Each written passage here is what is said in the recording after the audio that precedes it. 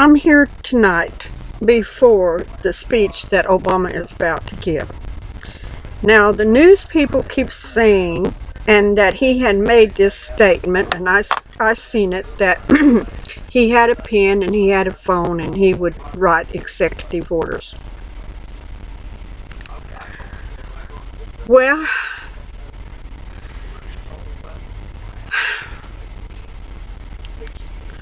I can see that happening. A lot of executive orders that the United States will not particularly like even. But opening up the door to a host of things that can happen in the near future. Making laws. You see, back in the early 90s when we first moved here and I went to work at Walmart and got me a computer and got on. In fact, I was sitting right over there at that time on a desk. And I accidentally hacked into some official documents of the government. I didn't know what I was doing. I mean, I was just being silly, just typing out a bunch of stuff and hitting the deal to search. And how I ever got into that government thing, I guess I typed in the right code or whatever. But anyway, in it, and I read, I didn't have time to print it out. That's what the next step I was going to do, but I got a warning. But anyway, as I was reading it, it was talking about the authorities teaching our police officers, our officials, even people that worked in ambulances, but especially the police that would be trained to keep an eye out on us, the Christians. And they put it out, Christians should be treated as what was the word that they called? Anyway, we were supposed to be treated as terrorists are being treated today. That we should be apprehended, handcuffed and put in back of the car, bring to certain places for questioning by the government. Well, I read it off. That was just the gist of the whole law. There was a whole bunch of training on how to hold us, how to arrest us, how to take us into camps and everything. And as I was about to print it, I got this warning saying, you are on a official, highly classified area of the government, that you would need to cease and desist, or a virus will be downloaded to your hard drive and will destroy your hard drive and all the information on your computer. And there may be some gentlemen from the federal government that will give you a visit asking you questions why and how you got to this site. Well, needless to say, I got off of that. Now, needless to say, if I accidentally stumbled across the same thing and had the opportunity to download it really quick, I'd probably go ahead and hit the button, download it. Yeah. Even if the men showed up at my door, I was saying, a lot of these laws have already passed people.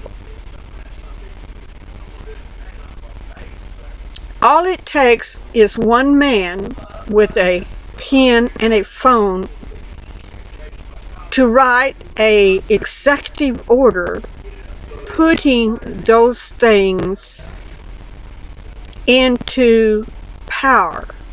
See, right now we have a lot of laws that's laying back there in the shelf, you know, sort of. Just laying there, waiting for their turn to be inactivated. And it can be by a simple pen and a phone that can activate some of these laws quicker than what we think.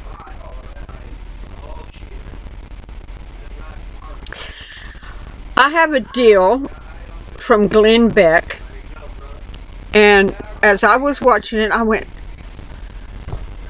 I knew this back in the early 90s. I seen the report. I seen that law. It's there. It's in Congress right now. It's just not inactivated right now. It's just laying there sleeping until somebody wakes it up. Is that what Obama's about to do with him initially saying that he'll do this? Well, I see that he's coming on pretty quick. I mean, you see old Kerry and all the big wigs shaking hands with everybody, trying to make whatever they can go. But I'm going to listen to what Obama says. And if what all the news is saying, that he says that he's really going to start using the pen and the phone and doing these executive orders, overriding Congress and our Constitution, do you think that he can go and put this one law that's asleep right now and enact it? Are other laws that they have already passed and laying there sleeping until the right man comes along to use them against us that believe in Yeshua HaMashiach, Jesus Christ? We're promoting a kingdom that's coming upon this earth, and our king will be Yeshua HaMashiach, the Messiah, Jesus Christ in English. He's coming back to earth, people, and he's going to set up a kingdom that all nations, America, England, and all of them are going to have to yield their authority to and rule their countries by his laws. But those laws are not only his laws, they're their Father's laws. See, the other night when I was sitting and I was reading, I was shown in the Spirit. It said, why did I only allow my son to rule for 1,000 years? Why not 2? Why not 3? Why not 500? Why not 20,000? Why not 1 billion? And of course, you know, being that I don't know the mind of God and don't pretend to know the mind of God, I said, I don't know. Why didn't you? He said, because I gave him 1,000 years as a teacher, and his people as teachers of all the generations, of all the nations, to know how to walk, to live, how to act in my presence when I, at the end of your 1,000-year reign, will come down to earth and make a new heaven and a new earth. And I will tabernacle with my people. And the people have to be taught. They have to be taught how to act, how to prepare themselves, how to stand before God, how to be there. This is the teachings. The one that don't pass the test, I'm sorry, will probably be cast into the lake of fire as the judgment goes down, and the white throne judgment goes down, and the sorting of the people are being ended. That this group, you did it your way. You wouldn't listen to my words. You wouldn't listen to the holy words, and you wouldn't abide by my spirit. So this is where you got to go, over there in that fire that never dies.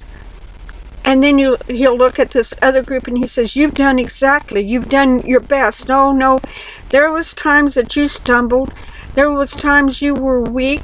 There was times that you didn't think you was going to make it, but yet you drug yourself up and you struggled on down that path and you did the best that you could do to live for me in the presence and through the presence of my Son.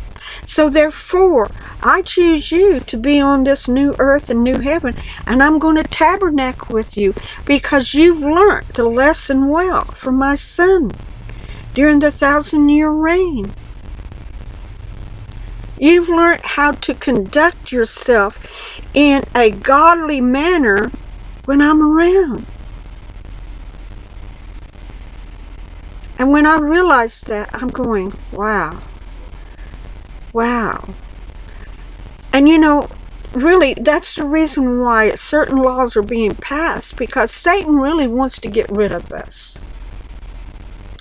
If he can get rid of us that stand for Yeshua HaMashiach, Jesus Christ, will not yield, will not bend, only stand for him, even though it takes us and puts us in a camp, even though it may mean that we will have to die for him, we stand for him, coming that one new man. It will no longer be Jew or Gentile or bond or free.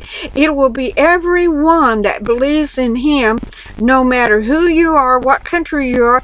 They're going to gather you together and try to destroy every one of us. Try to destroy every one of us so that Yeshua won't come back to earth again and rule and reign. That's what the thinking is. That's why they want to destroy Israel, totally destroy Israel, because Israel is a thorn in their side, because they know as long as Israel is any Israelite, all 12 tribes, Jews and on down, if just one's alive, it's a thorn in their side, knowing that God is going to be for that one. That's why they want to kill every Jew, every 12 tribe of Israel. They want Israel wiped off the face of the map so that they can think that God will look at them in a different eye. But not knowing, because of their anger and bitter and hate and wanting to destroy Israel, they're going to be destroyed themselves. And mainly, they're going to destroy their own selves, fighting against each other, wanting to bring their Messiah in. It's my group. No, it's my group. Destroying each other. See, those that do not follow Yeshua HaMashiach, those that will not yield their heart to him, those that will not give their life, those that will not say, even unto death, we stand for you. That in the end time, they lose their life. They lose their freedom. They lose it because they have refused to realize who the King truly is.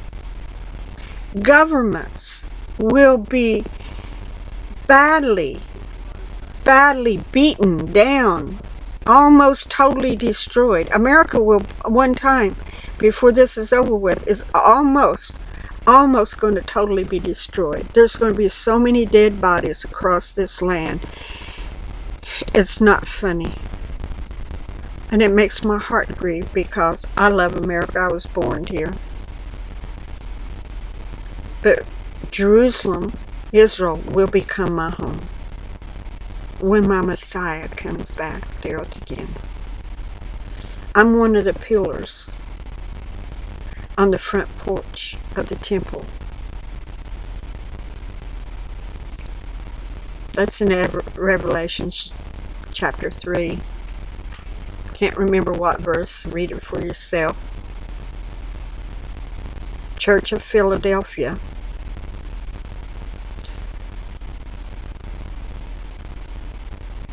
It's time for us to wake up and know that so many of these laws that people fear have already been passed.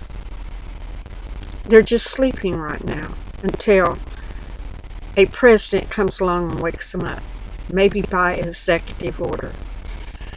And so I see that Obama is coming on.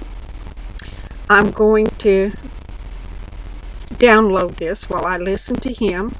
I'm going to put the video I would really like for you to watch by Glenn Beck. It's very insightful and very truthful. Very, very, very truthful. So, please, people, it's time to really repent. Get your heart right with God. Do what you really need to do to get yourself ready for these end days that's coming. And it could be that pressure, our president initiating some of this to come on. Do I believe he's the Antichrist? No, I don't. I really don't. I believe that, well, I ain't going to say what I believe, but I just don't believe that it's Obama, okay? But I'm going to get off of here and download it, so maybe you can watch Obama, and we'll just see if the news guys are right. Because if he says that he's got the pen and he's going to write out executive orders, just pray. Please pray. We need it. Be blessed.